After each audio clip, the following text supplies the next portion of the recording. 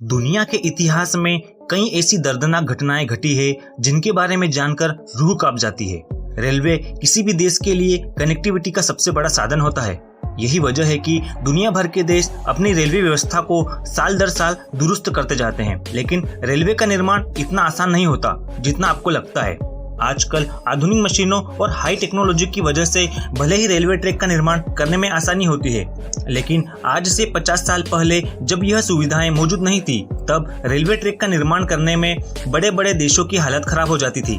कई बार तो किसी रेलवे ट्रैक का निर्माण करने में हजारों लाखों लोग अपनी जान भी गंवा देते थे। आज हम आपको एक ऐसे ही रेलवे ट्रैक की कहानी बताएंगे जिसे बनाने में 2, 4 या 10,000 लोग नहीं बल्कि 1 लाख से ज्यादा लोगों ने अपनी जान गंवाई थी। तो वीडियो को अंत तक जरूर देखें और जानकारी अच्छी लगने पर ही वीडियो को लाइक करें। द्वितीय विश्व युद्ध का दौर चल रहा था। इसी दौर में थाईलैंड और बर्मा के रंगून को जोड़ने वाली एक रेलवे लाइन का निर्माण कराया जा रहा था, जिसे सरकारी कागजों में बर्मा रेलवे लाइन के नाम से दर्ज किया गया था।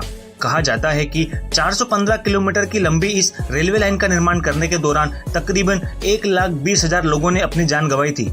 इतने लोगों की जान लेने वाले इस रेलवे लाइन को लोग अब देठ रेलवे का नाम से भी जानते हैं।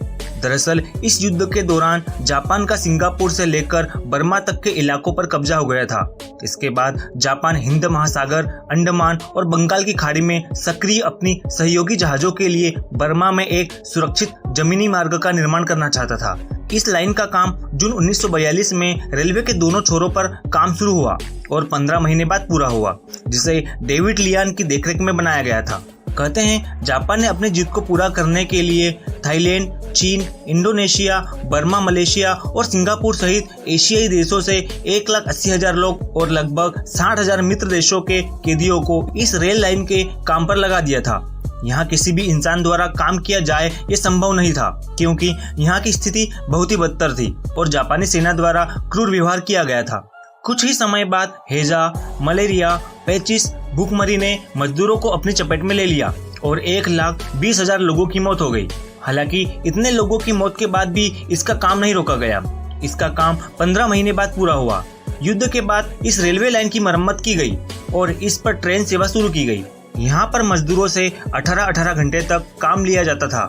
यहाँ 24-24 घंटे तक लगातार हो रही बारिश में भी बंधक मजदूरों से काम करवाया जाता था। इन मजदूरों को केवल 250 ग्राम चावल खाने को दिए जाते थे। दलदली इलाके में खतरनाक मच्छरों से अधिकांश बंधक मजदूरों को डेंगू, मलेरिया हो गया था और बड़ी संख्या में इनकी मौतें हुई। कालरा से हर दिन 20 मजदूरों की मौत होती थी।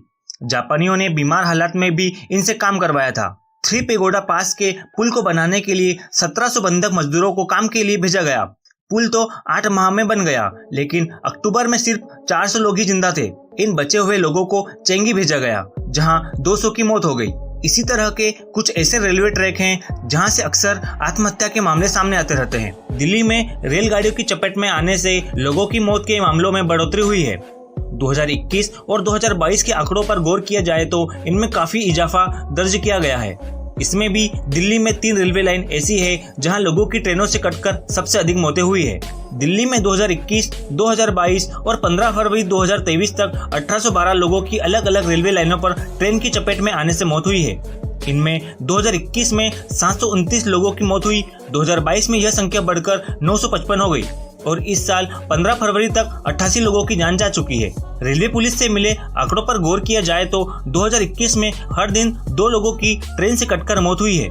2022 में लोगों के मरने का यह आंकड़ा बढ़ा और हर दिन करीब 3 लोगों की ऐसे हादसे में जान गई है।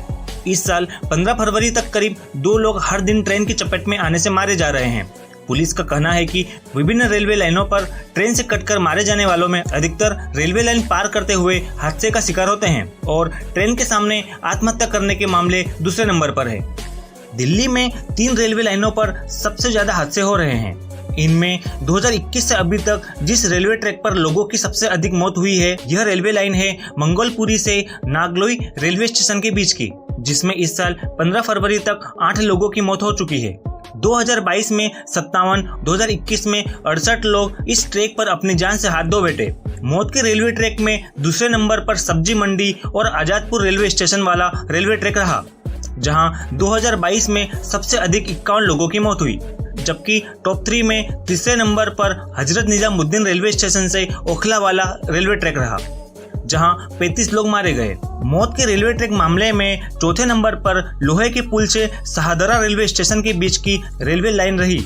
5वें नंबर पर बीजवासन, छठे पर मंडावली रेलवे ट्रैक से यमुना ब्रिज और 7वें नंबर पर रेलवे ट्रैक नॉर्थ यार्ड से सदर बाजार आउटर वाला ट्रैक पर रहा। दिल्ली में अभी भी कई रेलवे ट्रैक ऐसे हैं जहां न तो उनके दोनों ओर बाउंड्री वॉल बनाई गई है और न ही फेंसिंग लगाई गई है। ऐसे में लोग जब शॉर्टकट के चक्कर में रेलवे लाइन पार करते हैं तो कई बार ट्रेनों के चपेट में आ जाते हैं। रेलवे पुलिस और रेलवे अधिकारियों का कहना है कि असल में इन रेलवे लाइनों पर कहीं लोग तेज गति से आती ट्रेनों को देखे बिना अवैध रूप से रेलवे लाइन पार करते हैं। मोबाइल फोन पर बात करते हुए तो कई बार हेडफोन लगाकर बात करते हुए रेलवे लाइन पार करते हैं और लोग इनकी चपेट में आ जाते हैं। अब रील बनाते हुए भी कई लोगों की जान जाने के मामले सामने आए हैं। कुछ मामलों में लोगों ने ट्रेन के सामने आकर आत्महत्या भी की है। तो दोस्तों, जानकारी अच्छी लगी हो तो वीडियो को लाइक और चैनल को सब्सक्राइब जरूर करें।